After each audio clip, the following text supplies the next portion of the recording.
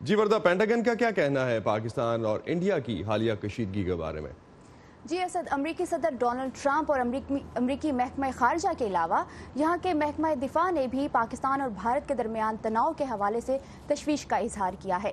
کل پاکستان اور بھارت کے حوالے سے بیان دیتے ہوئے امریکی محکمہ دفاع کے قائم مقام وزیر دفاع پیٹرک شنہان نے بیان دیا ہے اور کہا ہے کہ وہ مزید کسی فوجی اقدام سے گریز کریں۔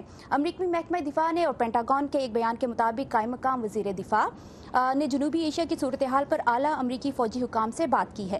پینٹاگن کے مطابق قائم مقام وزیر دفاع پاک بھارت کشیدگی میں کمی لانے کے لیے قومی سلامتی کے مشیر جان بولٹن، امریکی مسلح افواج کے سربراہ جوزف ڈنفورڈ، امریکی بحریہ کی انڈو پیسفک کمان کے سربراہ ایڈمرل فلپ ڈیوڈسن اور امریکی فوج کی سینٹرل کمان کے سربراہ جنرل جوزف وٹیل سے بھی رابطے میں ہے۔